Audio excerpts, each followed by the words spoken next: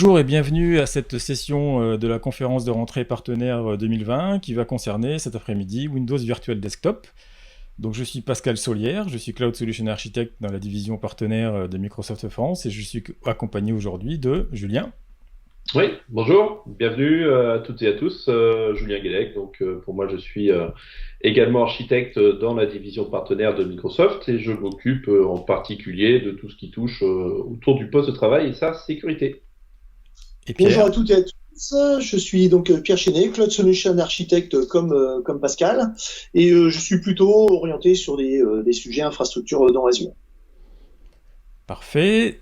Donc nous allons parler cet après-midi de services de bureau virtuel d'abord. On va rappeler ce que c'était que les services de bureau virtuel avant Windows Virtual Desktop. Ensuite, on va faire avec Julien une introduction au service Windows Virtual Desktop tel qu'il est aujourd'hui. Également, on va parler des dernières nouveautés qui ont été annoncées à Ignite 2020 la semaine dernière. Et puis, nous allons voir les concepts et surtout les méthodes de déploiement avec les outils, les méthodes, etc. On va vous faire des démonstrations en fin de cette présentation, après avoir parlé également de management et d'écosystème. Donc on va couvrir un petit peu l'ensemble des techniques derrière cette technologie Windows Virtual Desktop. Donc pour introduire le sujet, eh ben, en fait, il y a différents scénarios de virtualisation que l'on peut envisager avec cette technologie. Évidemment, on pense en premier lieu au scénario de type travail à distance, hein, comme on est aujourd'hui chacun chez soi par exemple. Ce n'est pas le seul scénario possible avec les technologies de type VDI. Hein. On a également des scénarios de type Bring Your Own Device, les call centers, les employés de réseau d'agences, et puis tout ce qui est scénario spécialisé. Donc rappelons les services de bureau virtuel tels qu'ils existaient auparavant. Donc ces services existent depuis la version Windows Server 2012 sous une forme qui ressemble grandement à la version actuelle. Donc par exemple, on voit ici que une infrastructure typique Remote Desktop Services est constituée de deux parties. Une partie infrastructure qui va supporter le service. Donc là-dedans, on va trouver un broker qui va répartir les sessions sur les différents hôtes de session. Une gateway qui va recevoir les connexions des utilisateurs et puis les répartir vers les hôtes de session. Et puis un service Web Access qui va permettre d'avoir une interface web pour accéder aux sessions à distance. Il y a également des services de base de données, mais qui peuvent être maintenant, avec les versions récentes, hébergés sur des services PaaS d'Azure, comme Azure SQL DB. Dans la partie droite, on voit l'environnement utilisateur, donc principalement les serveurs de session qui vont héberger les bureaux et les applications en mode remote app utilisés par les utilisateurs, et puis des serveurs qui vont héberger sous forme sur des serveurs de fichiers, les profils des utilisateurs, de façon à gérer les cas où les utilisateurs ne sont pas toujours sur le même serveur de session. Dans la partie gauche, on retrouve les clients des utilisateurs, utilisés par les utilisateurs. Donc ça peut être un navigateur web compatible HTML5 quelconque, ça peut être un client Android, ça peut être un client iOS, macOS ou évidemment Windows, avec différentes variantes d'un client remote desktop. Eh bien, merci Pascal pour cette intro. On va passer à la suite. On va discuter de ce qu'est Windows Virtual Desktop et vous présenter rapidement le service. Voilà, le service, pour un petit peu d'histoire, on va pas tout rentrer dans le détail, je vous rassure. Ce slide, simplement pour vous dire que c'est pas quelque chose qui est récent chez Microsoft, c'est quelque chose qui a dans plus de 20 ans, qui a été introduit avec Windows NT4 à l'époque de Terminal Server. Et c'est un service qui a évolué sous différentes formes pour basculer RDS et basculer aujourd'hui le Windows Virtual Desktop tel qu'on le connaît. Euh, Gardez en tête cette double appellation de Windows Virtual Desktop. On va revenir dessus durant cette présentation, mais ce qu'on appelle aujourd'hui Windows Virtual Desktop classique, c'est l'ancien Windows Virtual Desktop, celui qui s'appelait le Fall 2019 pour celles et ceux qui ont pu le connaître à cette époque. Aujourd'hui, quand on parle de Windows Virtual Desktop, on parle donc de la GA, qui est donc la nouvelle version basculée sous le format ARM. Windows Virtual Desktop, qu'est-ce que c'est? En quelques mots, quelques bullet points. C'est tout d'abord une expérience de desktop as a service dans Azure, hein, je pense que vous l'avez bien compris, qui vous propose du multisession autour de Windows 10. Donc ça, c'est quelque chose d'assez inédit qui va vous permettre notamment d'optimiser les coûts, puisqu'on va pouvoir mettre plusieurs utilisateurs sur une même machine virtuelle et donc les mutualiser. C'est une expérience qui vous propose une optimisation pour l'usage des Microsoft 365 apps. Pour voilà, celles et ceux qui n'ont pas suivi les derniers castings, c'est les nouveaux noms de la suite Office 365 Pro+. Donc on a un usage qui est vraiment optimisé pour faire de la bureautique avec les M365 apps. Et il vous permet également de migrer des fermes RDS existantes, que ce soit du Remote Desktop ou du Remote App, dans Azure. Voilà, et de bénéficier évidemment de tout ce qu'apporte Azure en termes de flexibilité et de mise à l'échelle. Windows Virtual Desktop, c'est aussi donc un management qui est totalement pensé et réalisé dans Azure. Donc là où on avait l'ancienne version qui nécessitait encore de faire pas mal de choses en PowerShell hein, pour les personnes qui ont pu voilà, soit faire des POC, soit déployer déjà la Fall 2019. Vous êtes aperçu qu'il y avait quand même pas mal de PowerShell qui étaient nécessaires. Là, on a vraiment un management complet dans Azure. On verra tout à l'heure. Voilà, on en a parlé, c'est flexible, ça apporte la capacité de faire à la fois de la virtualisation de bureaux, mais également de la virtualisation d'applications. Ce qui est important de souligner aussi, c'est que le control plane, donc tous les rôles qui sont nécessaires au fonctionnement du service, les brokers, les passerelles d'accès, les load balancers, toutes ces choses-là, en fait, sont hostés et managés par Microsoft dans nos data centers. Donc, c'est des rôles qui sont nécessaires au fonctionnement du service, mais qui n'impacteront pas les coûts que vous allez facturer à vos clients, puisqu'ils sont directement managés par Microsoft. Windows VD apporte également l'extension de support pour Windows 7, hein, pour le scénario de l'obsolescence des applications, par exemple, où un client aurait besoin de porter encore des applications qui ne s'exécuteraient que dans Windows 7. Vous avez, avec Windows Virtual Desktop, cette extension de support qui est offerte sur les 3 années du programme. Et enfin, il s'intègre à tout l'écosystème M365, pardon, de manière générale, que ce soit en termes de management avec Intune ou du SCCM, mais également avec tous les produits et fonctionnalités de sécurité que l'on peut connaître dans Microsoft 365.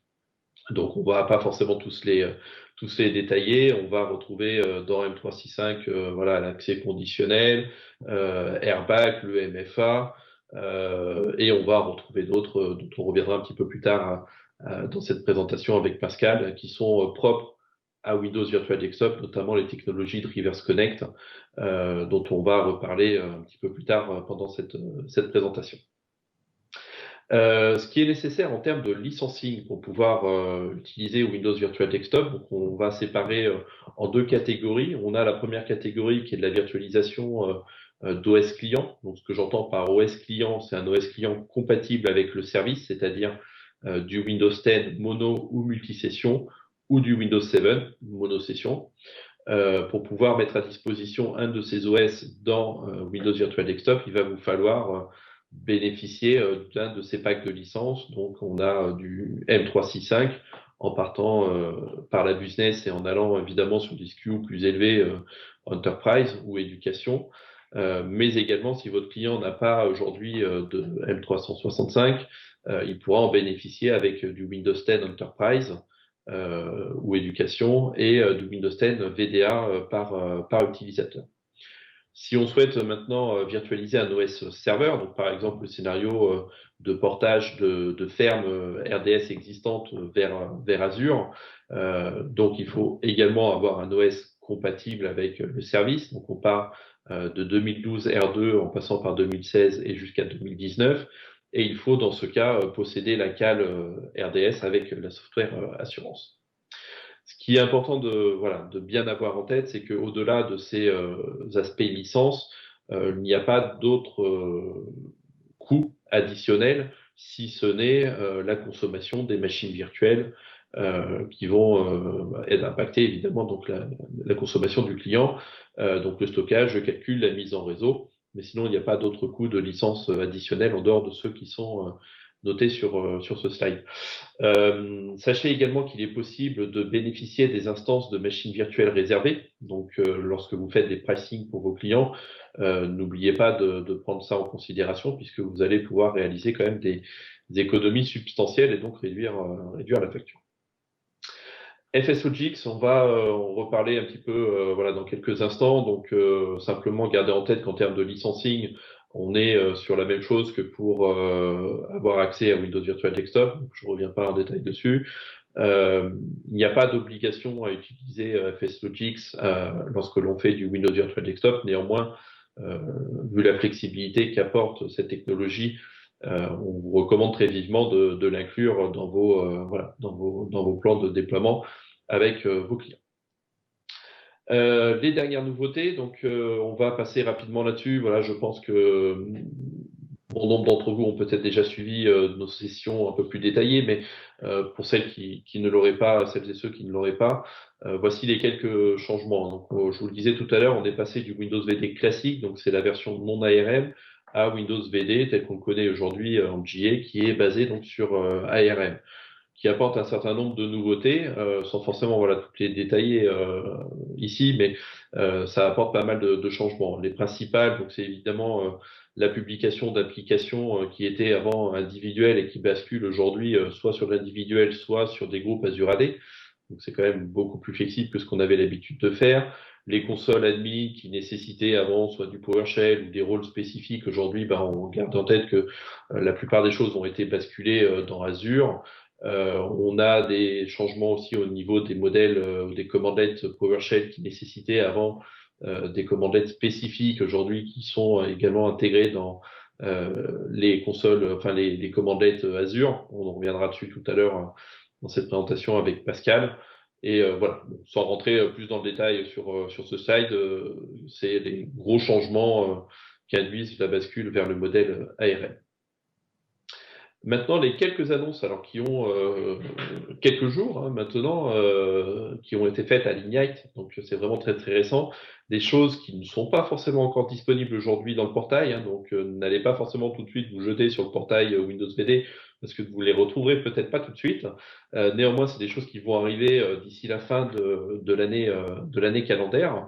Et on retrouve parmi lesquelles voilà, certaines qui étaient quand même très attendues, donc la capacité de gérer vos hôtes de session, vos machines virtuelles dans Endpoint Manager, d'accord. Bon, pour celles et ceux qui n'ont pas suivi, Endpoint Manager, c'est une console d'administration unifiée qui vient au-dessus de Intune ou au-dessus de SSM. Donc, vous allez pouvoir gérer vos VM directement dans cette machine.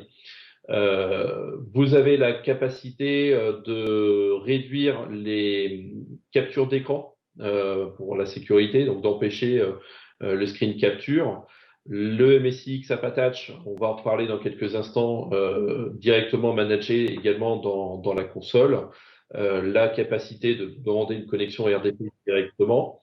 Et on va retrouver d'autres choses, l'Azure Monitor Workbook et également la capacité de démarrer des machines virtuelles à la demande, c'est-à-dire au moment où l'utilisateur va lancer sa connexion. Voilà. Le MSIX AppAttach FSLogix, on va en parler très brièvement, on aura l'occasion d'en revenir un peu plus dans le détail, mais gardez en tête que ces deux technologies ont la même philosophie. L'idée étant de ne pas avoir à venir polluer, je dirais, vos machines virtuelles, vos hôtes de session avec des applications qui pourraient nécessiter des mises à jour ou des données d'utilisateurs qui viendraient également alourdir ces hôtes de session. Comment ça fonctionne, ces deux technologies? On va venir au moment où l'utilisateur ou l'utilisatrice va faire une connexion à une des machines virtuelles, venir monter dans sa machine virtuelle tout le contexte, donc que ce soit son profil utilisateur ou que ce soit ses applications MSIX. Voilà, on va passer sur les concepts rapidement. Donc les concepts d'architecture, c'est pareil, on va revenir un peu plus en détail là-dessus, mais Gardez en tête que une bonne partie des choses sont gérées et managées par Microsoft, tout ce qu'on a appelé tout à l'heure donc le control plane, donc qui est géré dans nos data centers, et ce qui tourne dans la souscription Azure du client, c'est ce qui est ici au milieu du slide, donc les machines virtuelles, le stockage, voilà, mise en réseau, etc. Le modèle objet de Windows Virtual Desktop, là on a les deux modèles. On a le modèle non ARM, donc le Windows VD classique, et le modèle ARM pour le Windows Virtual Desktop traditionnel. Donc on va plutôt se baser et discuter du modèle objet ARM, donc tel qu'on le connaît aujourd'hui. Les différents objets que vous allez être amenés à manipuler lorsque vous montez des architectures Windows VD. Donc tout d'abord les host pools, qui sont des collections de machines virtuelles qui sont elles-mêmes enregistrées dans Windows VD en tant que hôtes de session. Donc ils peuvent accueillir des sessions utilisateurs. Toutes ces VM partagent la même configuration, la même image, pour que ce soit homogène. Et un host pool peut être soit de type personnel, soit de type groupé. Les session hosts sont donc les machines virtuelles. C'est ce qui n'est pas directement exposé à Internet, par lesquels on passe par la technologie de Reverse Connect. On va ensuite parler du workspace. Les workspaces, donc c'est quelque chose qui est nouveau dans Windows Virtual Desktop. C'est un espace de travail, c'est un regroupement logique d'application groups, donc qui peuvent contenir à la fois du remote desktop ou de la remote app. Et chacun de ces application groups est associé à un workspace, voilà, pour permettre aux utilisateurs d'accéder aux ressources qui lui sont publiées. Et les application groups, c'est un groupement logique, voilà, comme son nom l'indique, d'applications installées sur des hôtes de session qui peuvent contenir soit du remote app, soit du remote desktop. Ça, c'est le modèle objet Windows VD tel qu'on le connaît aujourd'hui. Donc, parmi les concepts, effectivement, comme l'a dit à plusieurs reprises Julien, donc on a cette fameuse notion de reverse connect qui est particulièrement intéressante. Donc, le principe est le suivant. On a les sessions les hôtes de session, les session hosts qui hébergent les desktops et les applications des utilisateurs, qui sont connectés en permanence au broker qui fait partie de l'infrastructure gérée par Microsoft. Donc le principe est que lorsqu'un utilisateur, un client, se connecte à la solution, il va commencer par s'authentifier sur Azure Active Directory avec son identité, Azure AD. Donc à la suite de ça, il va récupérer un jeton d'authentification. Il va présenter ce jeton en se connectant donc au portail Web Access, par exemple, et à ce moment-là, le broker va interroger la base de données pour déterminer à quelles ressources l'utilisateur a le droit d'accéder. Et donc, il va présenter à l'utilisateur une liste de ressources auxquelles il a le droit. Donc, ressources étant des remote apps ou des bureaux, des remote desktop. L'utilisateur va sélectionner sa ressource, va cliquer sur une ressource, et donc à partir de ce moment-là, le client va se connecter à la gateway de façon à vouloir se connecter à la ressource qu'il a sélectionnée. Mais en fait, c'est le broker qui va orchestrer la connexion et demander à l'agent qui a été sélectionné, à l'agent qui se trouve sur un hôte de session, de se connecter dans l'autre sens à la gateway. Donc en fait, c'est l'agent, donc c'est l'hôte de session qui se connecte vers l'extérieur, vers la gateway à laquelle l'utilisateur est déjà connecté. Donc c'est l'objet de cette flèche de numéro 4, ce qui fait que à partir de ce moment-là, le trafic RDP passe en fait par ces deux connexions, la 3 et la 4, vers la gateway. La conséquence de ça, c'est que selon les flèches, le sens des flèches qui sont indiquées sur le schéma, il n'y a aucune connexion entrante vers l'infrastructure gérée par le client. C'est-à-dire qu'on n'a aucun firewall à configurer, aucun NSG à configurer pour dire j'autorise le trafic vers mes hôtes de session. Non, on ne fait pas ça. En fait, ce sont les hôtes de session qui se connectent vers l'extérieur. Donc on a un niveau de sécurité supplémentaire et c'est ce qu'on appelle le reverse connect. On va passer maintenant au déploiement et aux outils de déploiement et aux méthodes utilisées pour tout ce qui est déploiement.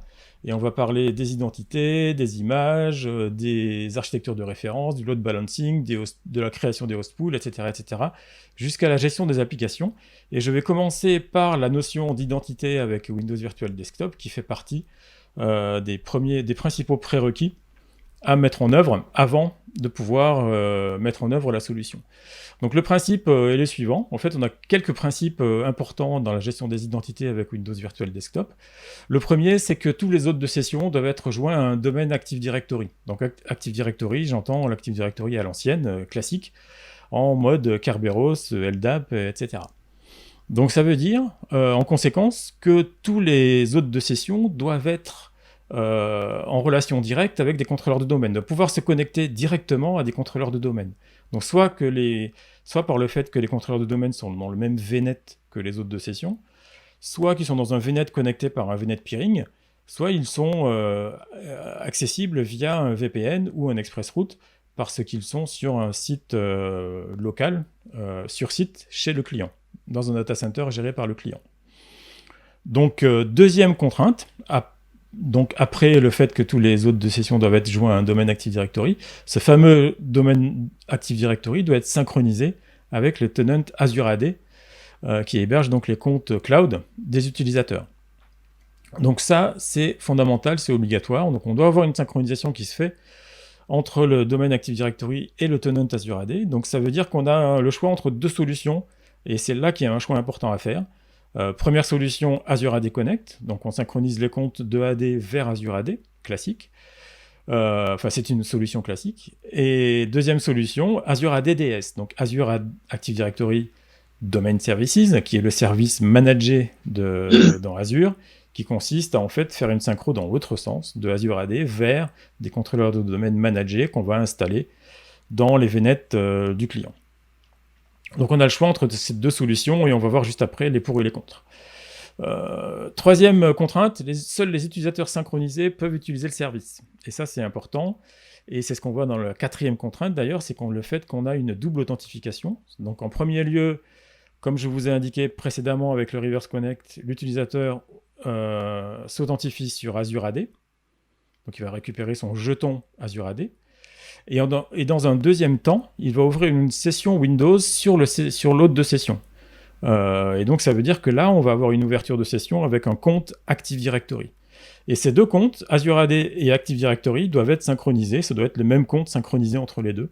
Et d'ailleurs, il y a une vérification qui est faite par un service qui s'appelle Identity Matching, pour la petite histoire, qui est inclus dans le broker, qui va vérifier que c'est bien le compte qui est synchronisé qu'on utilise dans les deux ouvertures de session, les deux logons. Donc, pour faire un choix entre la méthode Active Directory vers Azure AD avec Azure AD Connect ou la méthode Azure AD DS, ben voilà, j'ai indiqué sur cette slide-là des pour et des contre. En résumé, c'est intéressant d'utiliser la méthode classique de Azure AD Connect pour bénéficier de toutes les fonctionnalités complètes de l'Active Directory, faire des GPO complètes. C'est intéressant également d'un point de vue du coût, puisqu'on peut arrêter les contrôleurs de domaine pendant les périodes où on a besoin de tout arrêter, où on peut tout arrêter. Par exemple, si on a un fonctionnement uniquement la semaine et qu'on veut tout arrêter le week-end, ben on peut tout arrêter, y compris les contrôleurs de domaine. Donc on peut faire une petite économie à ce niveau-là. Inconvénient de la solution, c'est que du moment qu'on rajoute des contrôleurs de domaine, ben, il faut les gérer, il faut les administrer comme des contrôleurs de domaine habituels. Si on considère maintenant la deuxième solution qui consiste à utiliser Azure AD DS, c'est intéressant quand on considère des environnements de test ou des environnements pure cloud et qu'on n'a par exemple pas de connectivité avec un environnement sur site ou qu'on n'a pas de contrôleur de domaine Active Directory. L'inconvénient, c'est que Azure AD DS est un service qui tourne en permanence et qui représente un coût fixe par mois. On ne peut pas l'arrêter. Une fois qu'on l'a mise en œuvre, on le paye tous les mois en fait. Enfin, on peut également considérer une solution hybride où on va se loguer via ExpressRoute ou le VPN contre des contrôleurs de domaine qui sont sur site. Cela dit, le principal problème à ce niveau-là, c'est la latence potentielle des authentifications et la dépendance vis-à-vis de ces connexions qu'il va falloir surveiller. On va passer maintenant sur les architectures de référence. Donc là, voilà un exemple ici sur une architecture plutôt dite hybride. Hein. Il existe d'autres exemples d'architecture que vous allez retrouver à l'URL un petit peu ci-dessous de la slide. Donc sur cette architecture hybride, des choses assez simples. Donc une infrastructure d'abord on-premise, donc sur site. Ensuite, des ressources dans Azure, donc au travers d'un abonnement. Ensuite, on va retrouver un virtual network et ensuite on va scinder un petit peu tout ça par subnet. Donc le premier subnet ici, on va retrouver des contrôleurs de domaine qui rentre dans la forêt existante. Le lien entre l'infrastructure on-premise et Azure, on va le retrouver soit au travers de l'ExpressRoute ou soit au travers d'un VPN site-to-site. Ensuite, donc des subnets donc dédiés à la gateway, des subnets dédiés aussi à une NVA, donc c'est optionnel. Hein, si je souhaite filtrer du trafic entre ces différents subnets, je peux tout à fait venir avec une NVA de type par exemple Cisco, Barracuda, Fortinet, etc., etc. Ensuite, on va retrouver un subnet dédié à nos pools de machines, donc que ce soit des postes Windows 10 multisession ou des serveurs. Et puis ensuite, on va retrouver donc en fonction de la stratégie de stockage des profils utilisateurs. Tout à l'heure, Julien nous a parlé d'FSLogix. Ben, ici, il va falloir que je me pose la question comment je vais stocker ces stockages avec la technologie FSLogix. Donc, j'ai plusieurs choix. On vous propose soit de stocker ça sur une machine Windows Server sur lequel on va exposer un partage SMB, puisque FSLogix, le stockage de ces fichiers se font au travers d'un partage SMB. Donc, on va le retrouver au travers d'un Windows Server. Peut-être qu'on pourrait aussi mettre avec du stockage avec des storage space direct, pourquoi pas. Ou alors, au niveau du stockage des utilisateurs sur un partage SMB, je peux utiliser aussi un service qui s'appelle le FileShare dans Azure, hein, qui est un service, un NAS en mode service managé. Et puis, je le relie directement avec un service qui s'appelle Azure Private Link, de manière à ne pas exposer ce partage au niveau public, mais plutôt au travers d'un subnet. Et puis, troisième solution aussi, si j'ai besoin de performance d'IO pour stocker ces profils utilisateurs, donc rien ne m'empêche aussi d'utiliser notre service Azure NetApp File pour pouvoir stocker ces profils avec la technologie FSLogix. Voilà. Donc après, pour le filtrage entre ces différents subnets, je peux rediriger ça vers ma Network Virtual Appliance, ma NVA, et puis voilà. Pour la partie synchronisation entre mon Active Directory local, on va dire, donc je vais synchroniser avec une machine AD Connect. Donc cette machine AD Connect, là, on l'a mis sur la partie on-premise, mais elle pourrait être aussi dans un subnet à côté des serveurs, des contrôleurs de domaine. Alors, au niveau des load balancers, donc on va quand on va déployer un host pool, donc on va nous poser la question de quel type de load balancer je vais utiliser pour que les utilisateurs puissent venir consommer dans ces host pools, donc leur serveur host. Donc il y a trois possibilités. La première, c'est le breadth first load balancing. Pour faire très simple, c'est l'équivalent d'un round robin. D'accord, utilisateur 1 va aller sur le host 1, utilisateur 2 sur le host 2, utilisateur 3 sur le host 3, et ensuite on tourne comme ça, ainsi de suite. Deuxième méthode, qui est donc un algorithme différent, c'est le depth first load balancing. Donc là, on est plutôt dans je vais d'abord rediriger les utilisateurs vers le premier host, et puis ensuite je vais définir une limite d'utilisateurs par serveur host. Et puis par exemple, si je mets 10 utilisateurs par serveur host, le 11e sera redirigé vers le deuxième serveur host, et ensuite on va repartir pour 10 de plus, et ainsi de suite. Et puis un troisième mode, donc effectivement, si on est en mode personnel, ce qu'on appelle le mode persistant, quand on ne partage pas les machines par utilisateur, là, on sera toujours redirigé vers la machine qui est dédiée à un utilisateur. Pour le déploiement, on a différentes solutions. Bien évidemment, la première solution la plus simple est le portail Azure, hein, puisque maintenant on peut déployer donc cette solution au travers le portail Azure et complètement géré dans le portail Azure, comme nous a expliqué tout à l'heure Julien. Si je souhaite automatiser, scripter, ça va s'appeler plutôt du PowerShell, puisque on a maintenant donc toute cette nouvelle commandette PowerShell pour pouvoir déployer tout ça.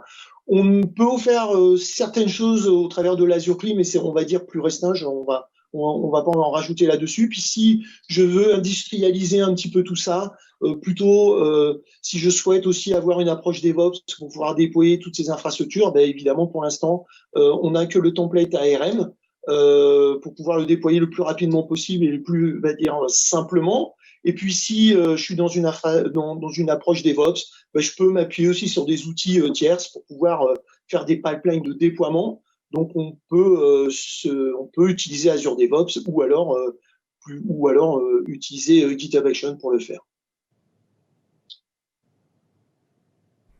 En termes de production et de management maintenant, plusieurs sujets. Donc d'abord la scalabilité, c'est-à-dire le passage à l'échelle. On a la possibilité de faire du passage à l'échelle plus ou moins automatique grâce à un service de scalabilité qui va utiliser des briques technologiques d'Azure qui existent déjà par ailleurs, hein, par exemple les Runbook PowerShell, Azure Automation, et puis donc les comptes Azure Automation, et puis les workflows de Azure Logic Apps. Donc l'idée, c'est d'avoir un mécanisme dit de start and stop, c'est-à-dire qu'on va démarrer pendant les périodes de forte utilisation de Windows Virtual Desktop, on va démarrer des machines virtuelles quand il y en a besoin. C'est-à-dire qu'on va surveiller certains indicateurs, comme par exemple le nombre de sessions par cœur de processeur, et quand cet indicateur va passer au-dessus d'un certain seuil, on va démarrer une nouvelle machine virtuelle. Et de la même façon, en heure creuse, quand les indicateurs vont passer en dessous de certains seuils, on va arrêter certaines machines hautes de session, tout en conservant, en fonction d'un paramètre qu'on aura donné au script, un nombre minimum de VM hautes de session nécessaires pour le fonctionnement du service pour accueillir des clients. Maintenant, en termes de monitoring, comme la plupart des ressources qui se trouvent dans Azure, on a la possibilité de définir ce qu'on appelle des diagnostic settings. Donc c'est une interface qu'on connaît bien dans Azure maintenant, qui consiste à dire, ben voilà, pour ma ressource, je peux définir où est-ce que je veux envoyer mes données de diagnostic, c'est-à-dire mes logs.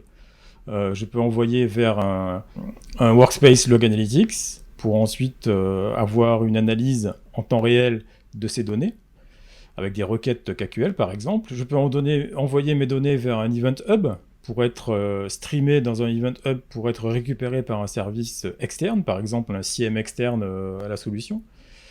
Ou je peux envoyer mes données de log vers un compte de stockage pour archivage.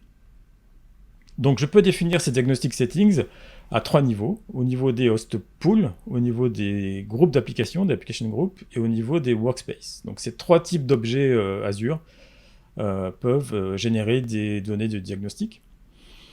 Ces données sont de 6 types qui sont indiqués ici. Donc ces données, comme je disais, peuvent être envoyées à différents endroits, donc Log Analytics, Storage Account ou Event Hub, et puis peuvent donner lieu donc à de l'analyse, donc soit de l'analyse par requête dans un Workspace Log Analytics, soit de l'analyse sous la forme d'un dashboard, sous la forme d'un workbook. Un workbook, c'est une notion Azure qui consiste à avoir des dashboards interactifs, donc des tableaux de bord interactifs. Donc aujourd'hui, on a dans GitHub un modèle de workbook que vous pouvez récupérer, installer et utiliser. Dans un proche avenir, vous aurez directement le workbook déjà prédéfini dans Azure Monitor. Et donc on a une intégration complète avec toutes les techniques de Azure Monitor. Hein, c'est pas quelque chose de nouveau et de propre à Windows Virtual Desktop. Donc vous avez ici la documentation, l'article pratique qui vous explique comment installer ce fameux workbook en attendant d'avoir le workbook intégré dans Azure Monitor, et puis le workbook lui-même dans le GitHub.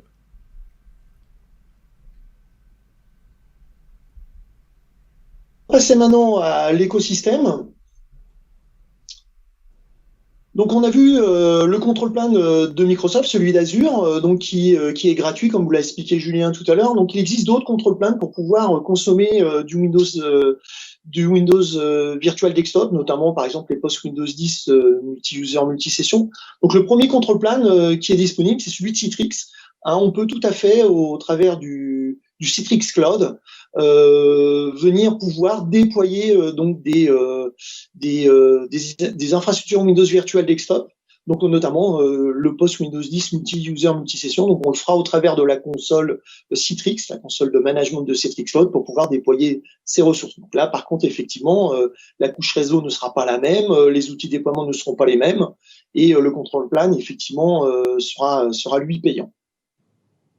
Un autre control plan aussi sur lequel on peut aussi déployer des infrastructures Windows Virtual Desktop toujours dans un environnement Azure, donc c'est celui de VMware au travers de celui de Horizon Cloud. Donc là, pareil, on va pouvoir déployer des infrastructures dans Azure, donc Windows Virtual Desktop dans Azure avec un contrôle plane, celui de VMware. Donc là, c'est pareil. Donc, autre outil de déploiement, autre couche réseau pour pouvoir accéder à ces ressources. On va passer maintenant sur une démonstration en copie d'écran. Dans un premier temps, donc j'ai un environnement Active Directory. Donc là, ici, j'ai un Active Directory ma-pme.local. Ensuite, j'ai un UPN, un suffixe UPN qui est acr-services.io. Et puis ensuite, une EU avec des comptes utilisateurs sont synchronisés avec de la déconnect, donc synchronisés avec mon Azure Active Directory, avec mon custom domain. Alors, pour pouvoir déployer Windows Virtual Desktop, déjà, dans un premier temps, on va aller créer un host pool. Donc, comme nous a expliqué Julien, la première chose qu'on va faire, donc on va créer un host pool. Donc là, je vais aller dans le portail Azure et puis je vais aller chercher un service qui s'appelle Windows Virtual Desktop. Et ensuite, on va me proposer de pouvoir créer ou de déployer un host pool. Donc on va être guidé au travers un assistant. Donc la première chose qu'on va faire, donc on va renseigner donc l'abonnement sur lequel je souhaite déployer ce host pool. Ensuite, on va donner un resource group, comme toute ressource dans Azure, donc elle est liée à un resource group. Donc là, je vais mettre mon resource group de mon host pool. Je vais donner ensuite un nom à ce host pool. Je vais donner une location, donc c'est-à-dire les métadatas du host pool. D'accord. On verra tout à l'heure ensuite que on a possibilité de mettre ces ressources dans une autre région, mais les métadatas du host pool restent aux États-Unis.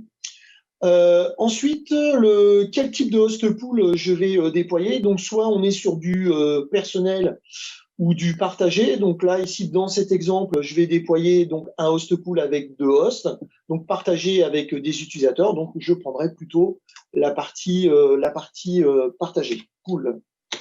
Ensuite, sur la partie load balancing, donc comme je vous ai expliqué tout à l'heure, donc on a 2 possibilités. Soit je suis en breadth first, soit je suis en depth first. Breadth first, je vous rappelle, c'est plutôt du round robin. Ou alors le depth first, c'est je vais remplir, par exemple, les 25 premiers utilisateurs sont redirigés sur la première machine et à partir du 26e, on remplit la deuxième machine. Ensuite, on va passer à l'ajout de machines virtuelles.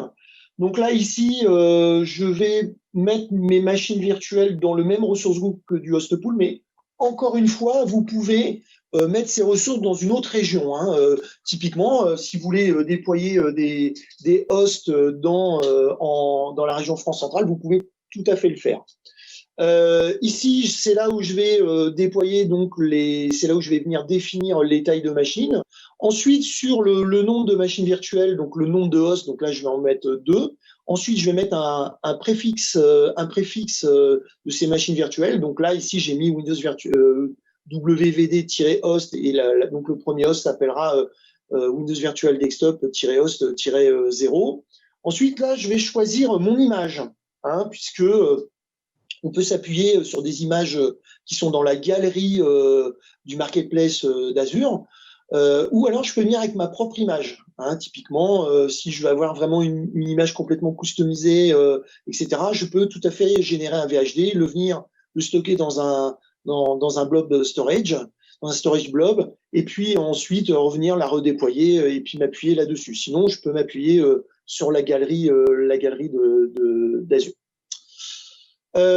Ensuite, je vais choisir mon image. Donc là, dans cet exemple, je m'appuie sur le marketplace d'Azure. Donc là, ici, je vais venir choisir mon image. Donc typiquement, par exemple, là, je vais prendre un Windows 10 entreprise multisession et puis avec du Microsoft 365 Apps. Voilà, donc ça, reste à définir sur la partie vraiment matérielle aussi quel type de disque je vais prendre, si je suis plutôt sur du standard SSD ou du premium SSD ou du standard HDD. Donc le standard HDD, je ne vous le conseille pas, puisqu'on va être sur la machine partagée, donc il faut quand même des disques avec un petit peu de performance. Une fois qu'on a passé la partie matériel, image, nom, etc., on va se soucier maintenant du réseau. Pascal nous a expliqué tout à l'heure, il faut qu'on ait un contrôleur de domaine de type Active Directory, ce qu'on trouve dans Windows Server. Donc là, ici, je vais faire atterrir mes machines dans un virtual network et dans un subnet. D'accord ? Et il faut qu'effectivement, ces hosts soient joignables par le contrôleur de domaine. puisque ces machines doivent être membres de ce domaine. Donc là, ici, je vais stipuler le Virtual Network et le Subnet qui sont joignables par le contrôleur de domaine. Ensuite, plus bas, je vais les faire arriver dans une OU spécifique de mon Active Directory. Donc là, je vais spécifier mon domaine Active Directory. Donc là, c'est ma-pme.local. Vous vous souvenez, hein, c'est mon contrôleur de mon Active Directory où j'avais mon contrôleur de domaine déployé au début. Ensuite, l'OU et ensuite un compte ayant les droits de pouvoir créer des machines dans un domaine. Donc là, j'ai mis un utilisateur quelconque qui est membre de mon Active Directory et qui a les droits de pouvoir mettre des machines dans le domaine. Donc là, on a géré les machines virtuelles. Maintenant, on va s'attacher à créer un workspace. Donc là, pareil, hein, Julien vous a expliqué ce que c'est un workspace. C'est au travers de ça où on va exposer les ressources, que ce soit des ressources de bureau ou soit des ressources de type application, type remote app. Donc là, je vais créer un workspace. Et puis là, comme toute ressource, comme tout assistant dans Azure, donc je vais avoir un récap ou un résumé de ce qui a été paramétré. Et puis ensuite, je vais passer sur le bouton Create.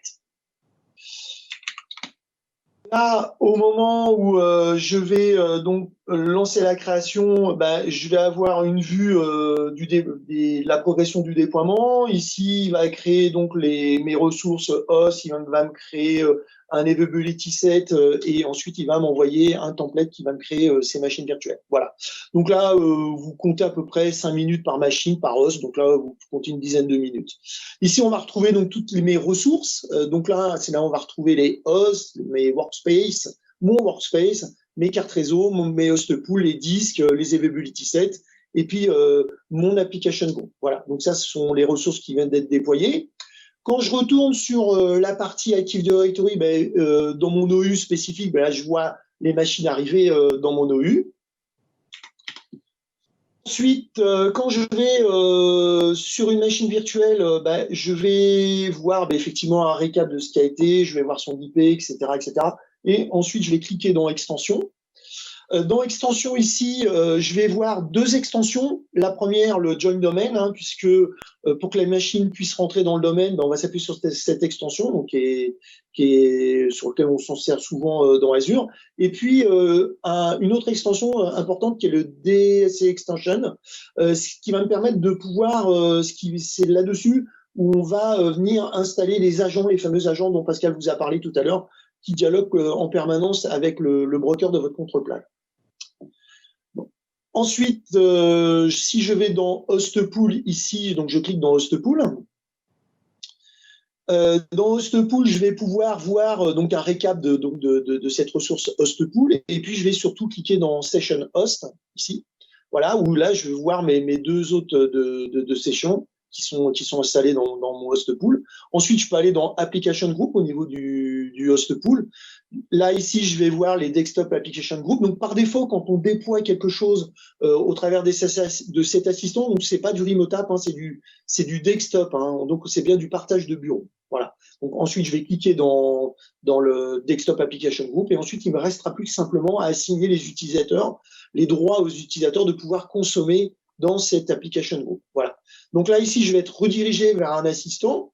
Et puis là, ici, il va me lister donc tous mes utilisateurs et mes groupes de l'Azure Active Directory. Et c'est au travers de cet endroit ici où je vais assigner les droits à mes utilisateurs pour pouvoir accéder à ces ressources. Ensuite, une fois que ça s'est terminé, je vais prendre pour consommer ces desktops ou ces remote apps. Ici, je peux y aller au travers d'un navigateur, donc compatible HTML5. Je vais aller sur l'URL de Windows Virtual Desktop et ensuite, je vais d'abord entrer un utilisateur ici, donc qui, lui, est un utilisateur de l'Azure Active Directory. Voilà, comme ceci. Ensuite, je fais se connecter. Ici, donc, en termes d'expérience utilisateur au travers d'un navigateur, on va dire que c'est assez simpliste, hein. On a simplement des ressources locales, uniquement le presse-papier et l'imprimante. Donc, si je veux de la redirection de port USB, si je veux de la redirection de drive locaux, etc., il faudra que j'installe le client Windows Virtual Desktop pour pouvoir le faire. Donc là, au travers du navigateur, on a simplement accès au presse-papier et de l'impression. Donc une fois que je suis authentifié au niveau de, donc là une fois que je suis authentifié, je vais me réauthentifier pour pouvoir consommer ces ressources. Et là, je vais rentrer un compte, le même compte, hein, le fameux compte qui a été synchronisé de mon Active Directory vers mon Azure AD. Et donc là, je vais rentrer l'utilisateur et son mot de passe, comme ceci. Voilà. Et là, je vais ici pouvoir travailler sur mon poste Windows 10 multi-user, multi-session. Voilà.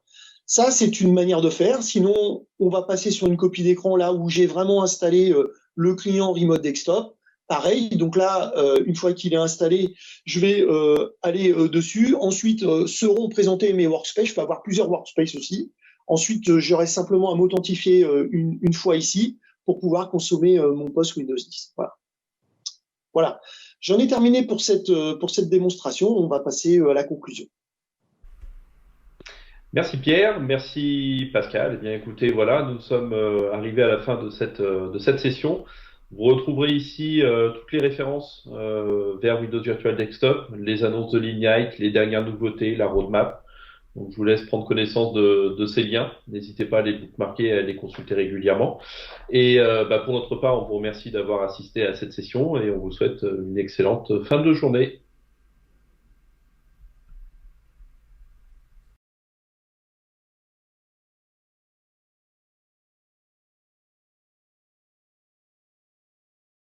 Bonjour à tous, je suis Sébastien François, en charge des alliances chez Seismic et je vais vous présenter en quelques minutes Seismic, la proposition de valeur et comment on va collaborer ensemble. Offrir une expérience d'achat convaincante est quelque chose qui est de plus en plus délicat.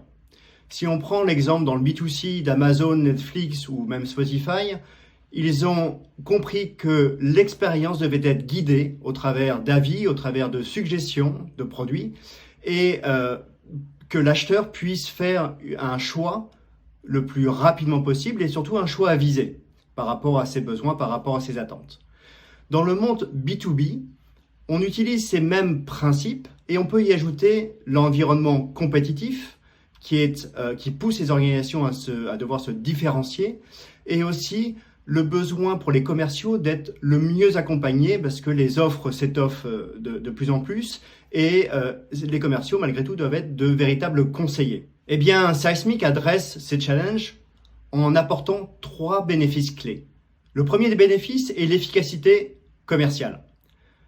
Au lieu de passer des heures à construire une présentation commerciale, un playbook, le commercial va utiliser les fonctions de predictive content et d'automatisation de Seismic directement embarquées dans Dynamics 365, ce qui va lui permettre de passer beaucoup plus de temps avec son client. Le deuxième bénéfice, c'est la vélocité commerciale, la vélocité du pipe.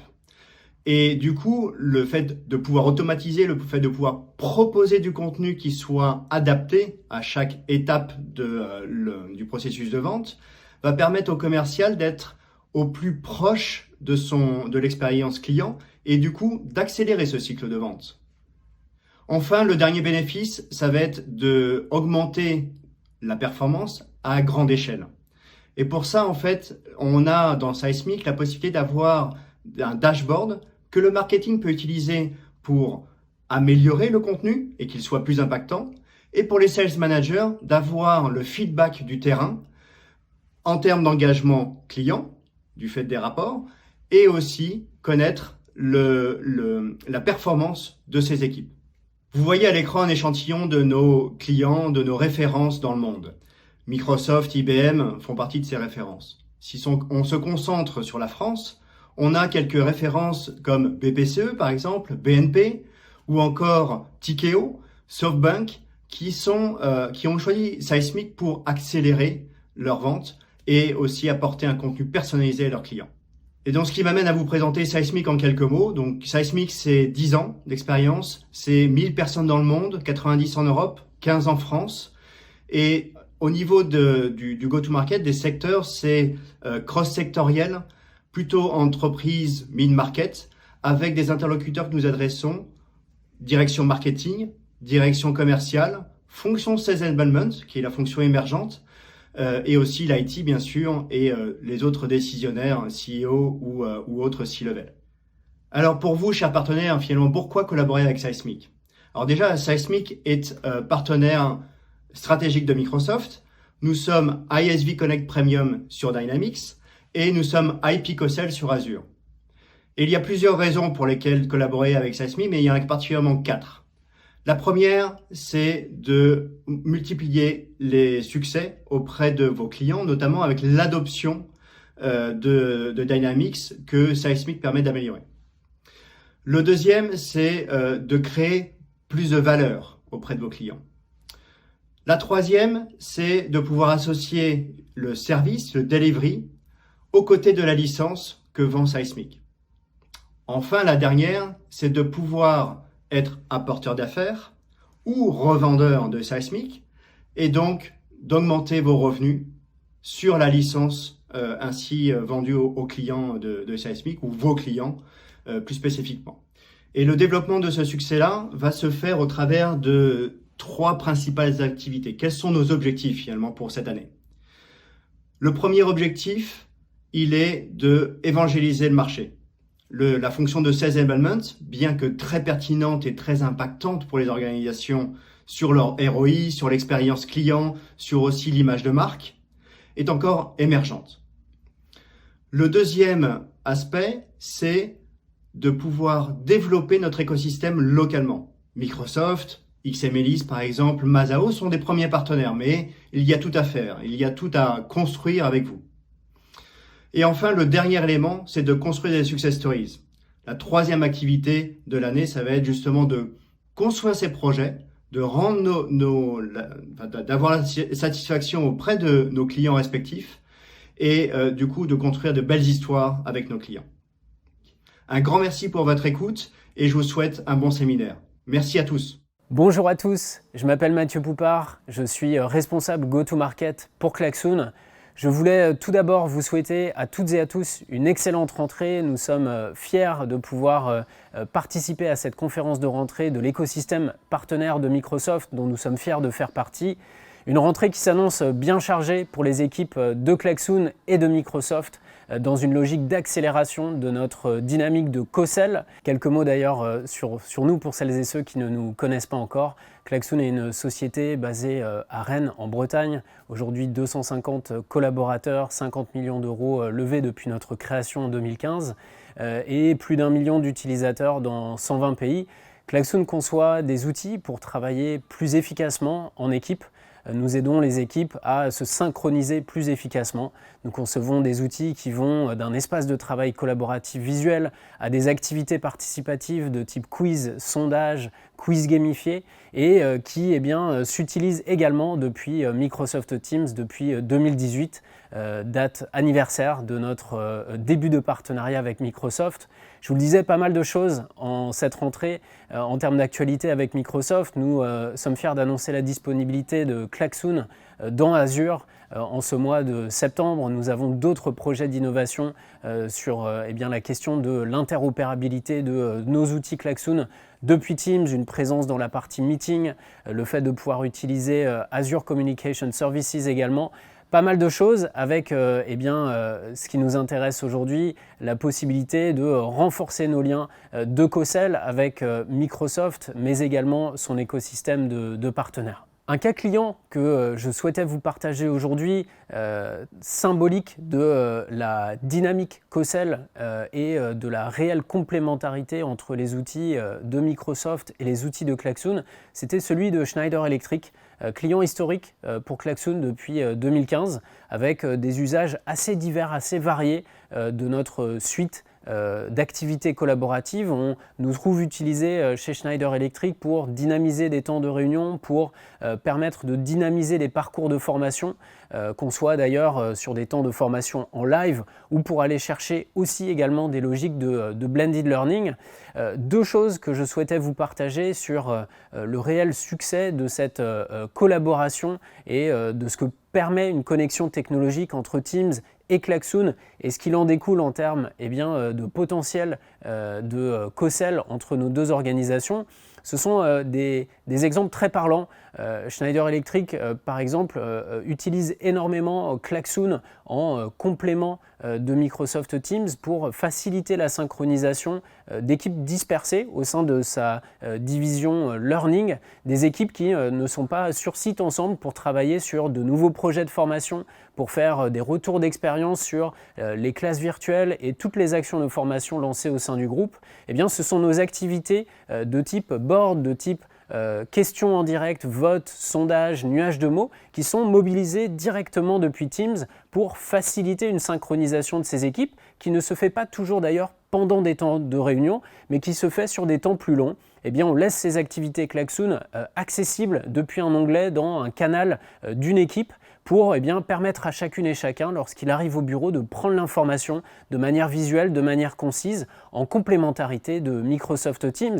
Et ce que l'on a vu dans les 6 derniers mois, de nouveau symbole du potentiel à aller chercher avec Microsoft et son écosystème de partenaires sur des clients de type Schneider Electric, c'est la capacité qu'a eu cette organisation de pouvoir accélérer sur la digitalisation de ces parcours de formation. On avait pour objectif en début d'année chez Schneider de digitaliser jusqu'à 50% des parcours de formation. Ils en sont déjà aujourd'hui à 80% de leur parcours de formation et une utilisation de Klaxoon qui a permis de concevoir facilement de nouveaux modules apprenants pour l'ensemble des participants que l'on vient lancer directement depuis Teams lorsqu'on anime une équipe à un niveau managérial.